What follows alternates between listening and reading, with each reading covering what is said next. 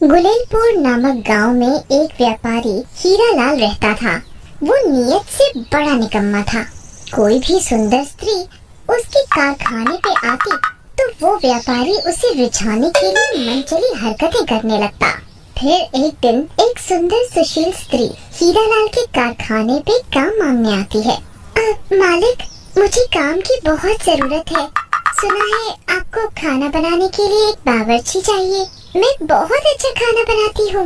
हीरालाल सावित्री की बड़ी बड़ी नशीली आँखें, लंबी चोटी, गुलाब जैसा नाजुक शरीर देख के मोहित हो जाता है। क्यों नहीं, मुझे तो तुम्हारी जैसी ही सुंदर साफ सुथरी बावर्ची की तलाश थी। सावित्री बहुत ही सुशील और सीधी साधी लड़की थी। वो हीरालाल का मनचलापन समझ नहीं पाती और अगले दिन से काम पे जाने लगती है। अरे सावित्री, आ गई तू। मैं तो कब से राह देख रहा हूँ तेरी। अब माफ करना मालिक, वो घर थोड़ी दूर है ना, इसलिए आने में देर हो गई। पर आप तनिक भी चिंता ना करें, कल से मैं घर से जल्दी निकल जाया करूँगी, जिससे यहाँ समय पर आ सकूँ। अरे कोई नहीं पगली, तू बस रोज आ जाया कर, तेरा दीदार हो जाए उतना ही काफी है। सावित्री को हीरालाल की बातें अटपटी लगती हैं, फिर भी वो मजबूरी की वजह से उसके घर के अंदर चली जाती है खाना बनाने। हीरालाल से रहा नहीं जाता और वो भी उसके पीछे पीछे रसोई में चला जाता है। अरे मालिक, आप यहाँ क्या कर रहे हैं? कुछ चाहिए तो मुझे आवाज लगा देते। हीरालाल से सावित्री की सुंदरता देख के रहा नहीं जाता और वो उसके साथ छेड़छाड़ करने लगता है। पर उस हवेली में उसकी पुकार सुनने वाला कोई नहीं होता। खुद को न बचा पाने पे सावित्री वही रसोई में खुद को आग लगा लेती है। अरे अरे, पागल हो गई है क्या? ये क्या कर रही है? मर जाएगी तू। चल चल यहाँ से। तेरी वजह से मैं अपनी जान गंवा रही हूँ, पर मैं फिर वापस आऊंगी और तेरे कारनामे को बताऊंगी। तुझसे बदला लूंगी मैं। जिस तरह मैं तड़प तड़प के मर रही हूँ, तू भी मरेगा, तू भी मरेगा।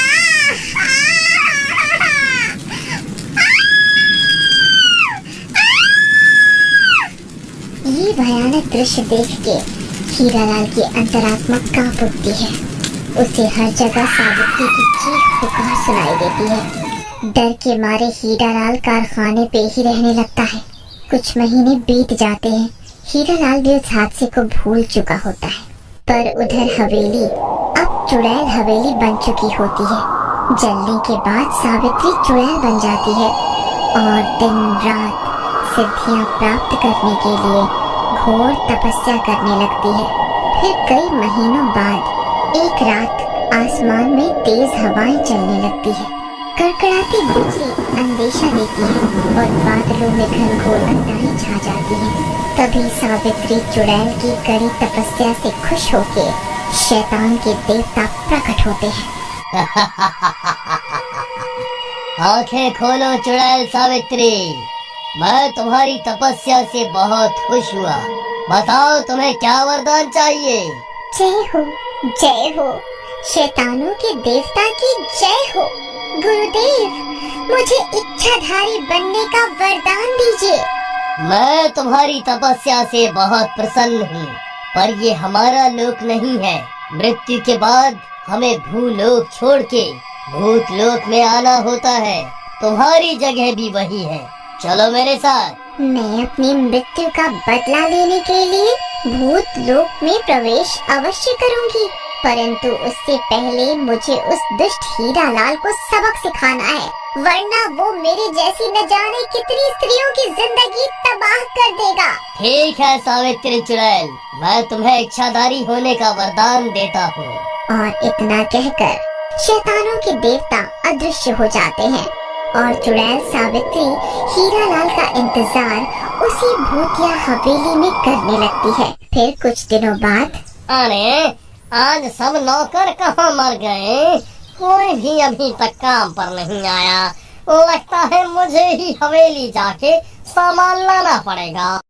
उस हादसे को याद करके हीरालाल बहुत डरा हुआ होता है, पर हिम्मत करके हीरालाल हवेली के अंदर जाता है। अंदर घुसते ही जोर जोर से चीखने पुकारने की आवाजें आने लगती हैं, अनजानी आवाजें।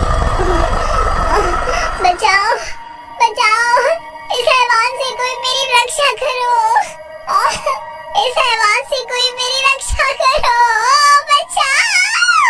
हीरालाल थर-थर कांपने लगता है। कौन है यहाँ? डर से हीरालाल अपने कदम वापस लेने लगता है। तभी हवेली का गेट खुद से ही बंद हो जाता है। हीरालाल के पसीने छूट जाते हैं। किसने बंद किया गेट? गेट खोलो, मुझे जाने दो। तभी अचानक हंसने की आवाजें आने लगती है और एक आधा मुंह जली हुई चुड़ैल हीरालाल के सामने होती है। क्यों हीरालाल, क्या हुआ? अपनी ही हवेली में इतना खौफ? हीरालाल को तो मानो दिन में तारे दिख गए हो। इतनी भयानक शक्ल देख के हीरालाल के रोंगटे तक खड़े हो जाते हैं। कौन हो तुम? मुझे जाने दो, मैं मरना नहीं चाहता। मैं इच्छाधारी चुड़ैल हूँ। मैं तुझे कुछ याद दिलाना चाहती हूँ। वो आधा मुंह जली चुड़ैल एक सुंदर स्त्री में बदल जाती है। ये देख के तो हीरालाल के पैरों तले जमीन खिसक जाती है, क्योंकि वो बदला रूप सावित्री का था। सावित्री? पर तुम तो मर चुकी थी ना, फिर तुम कैसे? नहीं, ये नहीं हो सकता, ये छलावा है।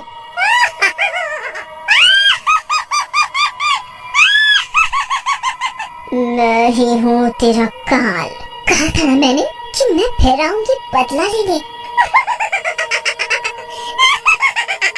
अकाल मृत्यु होने की वजह से मैं चुड़ैल बन गई और मैंने सिद्धियां प्राप्त करके इच्छाधारी होने का वरदान ले लिया। फिर सावित्री दोबारा चुड़ैल का रूप ले लेती है। आज तेरा अंत निकट है दुष्ट सेठ। अगर तू बच गया तो न जाने मेरी जैसी कितनी ही औरतों को अपना शिकार बना के उनकी जिंदगी खराब करेगा। नहीं नहीं, मुझे माफ कर दो। मानता हूँ मैं दुष्ट हूँ, पापी हूँ, पर तुम तो अच्छी हो ना। मुझे जाने दो, माफ कर दो मुझे। तभी आसमान में घनघोर घटाएं छा जाती हैं और तुरंत ही बहुत तेज तूफान आ जाता है। देख पापी देख, आज भगवान खुद भी चाहते हैं कि तेरे जैसे पापी को इस धरती से मुक्त कर दिया जाए। तेरे पापों का घड़ा भर चुका है अब। माफ कर दो मुझे सावित्री, मैं ऐसा कभी नहीं करूँगा। मैं कभी किसी औरत को बुरी नजर से नहीं देखूंगा। मुझे माफ कर दो, मुझे जीवन दान दे दो। अचानक हीरालाल को खिड़की खुली मिलती है और वो मौका देखकर बाहर निकल जाता है। आगे आगे हीरालाल भागता है और पीछे पीछे चुड़ैल सावित्री उड़ते हुए उसका पीछा करती है। तभी तेज बारिश होने लगती है। भाग भाग, कितना भागेगा पापी, और तुझे कोई नहीं बचाएगा, और तुझे कोई नहीं बचाएगा। हीरालाल को ऐसे भागता देख एक एक करके लोग इकट्ठे होते जाते हैं, पर चुड़ैल का सामना करने की हिम्मत किसी में नहीं होती।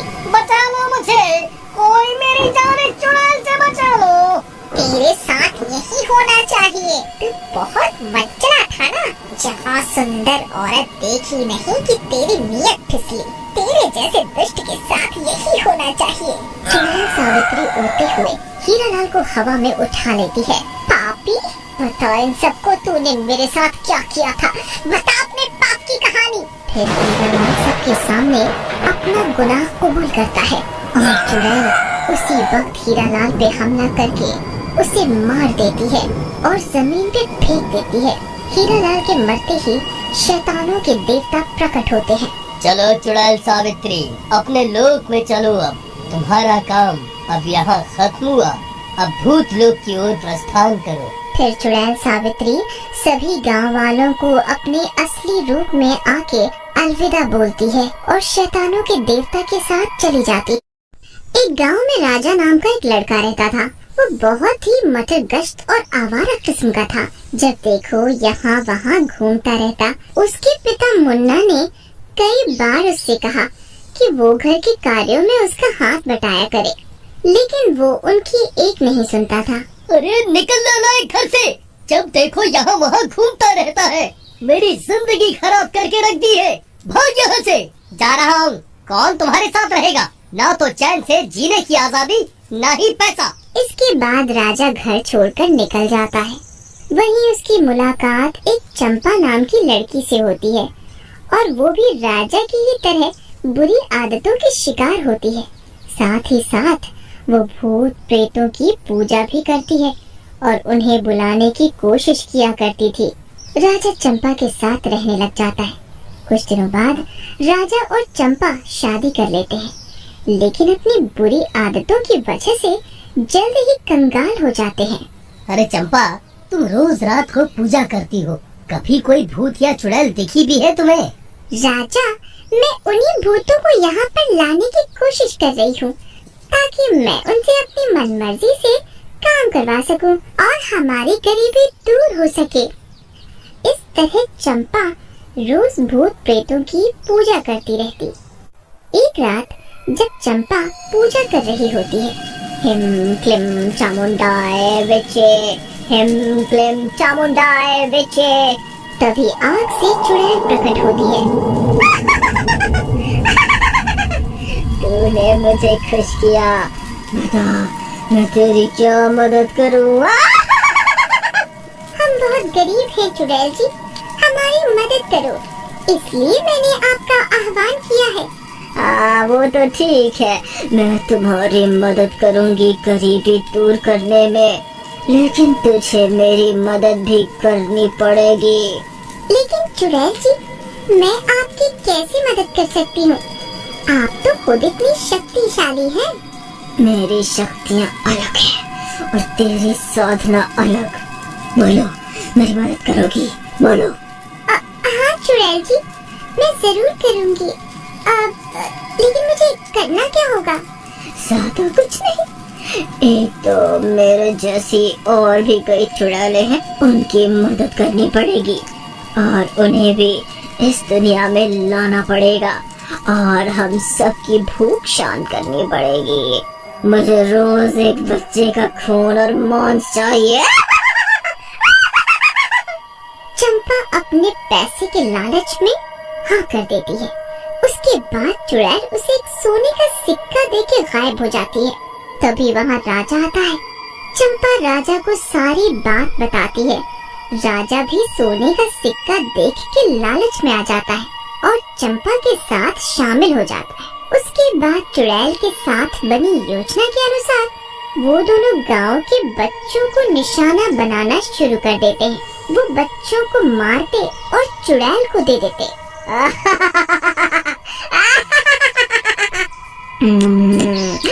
मजा आ गया। तुम अपना काम सही से कर रहे हो, ऐसे ही काम करते रहो। मैं तुम्हें जल्दी इस गांव की सबसे अमीर बना दूंगी।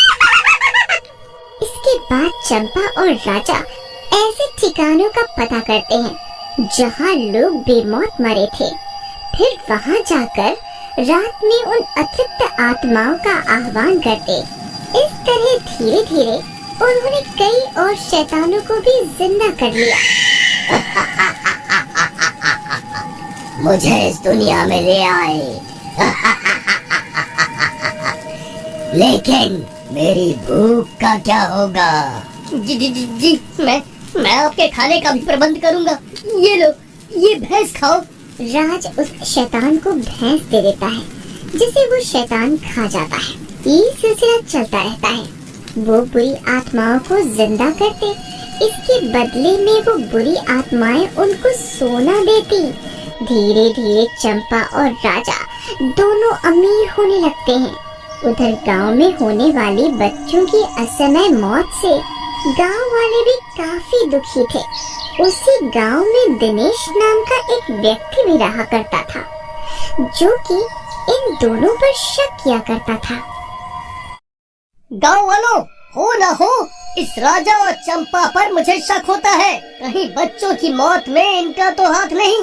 पता नहीं भैया, कुछ भी हो सकता है। देखो, इतनी मौत हो गई, लेकिन इनके चेहरे पर कोई अफसोस तक नहीं है। फिर गांव वाले उन पर नजर रखना शुरू कर देते हैं। एक रात चंपा और राजा एक मरी हुई बिल्ली और एक बेहोश बच्ची को उठा कर ले जा रहे होते हैं कि तभी वहाँ दिनेश आ जाता है। ये बच्चा कहाँ लेकर जा रहे हो दुष्टों? क्या करते हो तुम दुष्टों इन बच्चों के साथ? मैंने पहले भी कई बार देखा है तुम दोनों को तंत्र मंत्र टोना टोटका करते हुए। ये शोर सुनकर बाकी गांव वाले भी वहाँ आ जाते हैं और राजा और चंपा को लाठी डंडों से मारने लगते हैं। अरे रुको, मेरी बात तो सुनो। लेकिन गांव वाले उनकी एक भी बात नहीं सुनते और उन्हें मार कर बाहर निकाल देते। राजा और चंपा दोनों गांव के बाहर अकेले रहने लगते हैं। उसी रात चुड़ैल फिर आती है। चंपा, मेरा शिकार कहाँ है? मेरा शिकार कहाँ है? जी, वो आज नहीं है। आज हमें गांव वालों ने पकड़ लिया था और बहुत मारा, इसलिए आज हम कोई बच्चा नहीं ला पाए। लेकिन कल हम जरूर लाएंगे। तभी चुड़ैल राजा को देखती है और राजा की एक टांग तोड़कर खाने लगती है। छोड़ दे मुझे, मर गया रे। मेरी टांग उखाड़ ली, लंगड़ा कर दिया मुझे। तेरा पति भी कम स्वादिष्ट नहीं, मजा आ गया। सुन छोकरी, अपने पति की जान बचाना चाहती है तो रोज खून और मांस चाहिए मुझे, समझी? नहीं तो तेरे पति का एक एक हिस्सा खा जाऊंगी। और मेरी बाकी साथियों का क्या हुआ? वो क्यों नहीं आए अब तक? जी, मैं कोशिश कर रही हूँ। आज का आखिरी अनुष्ठान है, उसके बाद आपके कुछ मित्र और जिंदा हो जाएंगे। उसके बाद चुड़ैल वहाँ से चली जाती है। रात में चंपा फिर से अनुष्ठान करने बैठती है। हिम क्लीम चामुंडाई विचे। चंपा का अनुष्ठान जैसे जैसे आगे बढ़ता, भूत और शैतान प्रकट होने लगते हैं और राजा अपने पास से मरे हुए जानवरों का मांस उन्हें देता रहता है। ये सिलसिला कई दिनों तक चलता है। धीरे धीरे उनके आसपास जानवर भी खत्म होने लगते हैं। सारे शैतान और चुड़ैल मिलकर उनका मांस खा जाते हैं। फिर एक रात, आज मेरा खाना कहाँ है? जी, आज तो नहीं है। तभी दूसरा शैतान बोलता है, क्या खाना नहीं है? तुम्हें बोला था ना कि हमें रोज खाना चाहिए। अब हमारी भूख का क्या? अब तो हमारी भूख सिर्फ तू ही शांत कर सकती है। सारे शैतान और चुड़ैल चंपा की तरफ बढ़ते हैं, लेकिन राजा बीच में आ जाता है। आप लोग चंपा को मत मारिए, आपको मांस चाहिए ना? आप मेरा मांस खा लो मेरा मांस। फिर देखते ही देखते सारे शैतान मिलकर राजा के टुकड़े टुकड़े कर देते हैं। देख, मैंने तुझे पहले भी कहा था कि मुझे रोज मांस चाहिए और तुझे मेरी भूख मिटानी पड़ेगी। अब तो तू चाह कर भी इस जाल से नहीं निकल सकती। तेरे मरे बिना तुझे हमसे मुक्ति नहीं मिलेगी। इसके बाद शैतान वहाँ से चले जाते हैं। अगली रात चुड़ैल और शैतान फिर आ जाते हैं। अब तो मेरा पीछा छोड़ दो। अब तो मेरे पास तुम्हारी भूख मिटाने को कुछ भी नहीं है। कुछ नहीं है, तू तो है। वैसे भी तू हर शरीर के बदले सोना लेती है हमसे। अब तो तू हमारी भूख मिटा, चाहे जैसे भी हो। तभी दूसरा शैतान, अरे चुड़ैल दीदी, समय क्यों बर्बाद कर रही हो? इतनी जोर से भूख लगी है, इसे ही खा लो।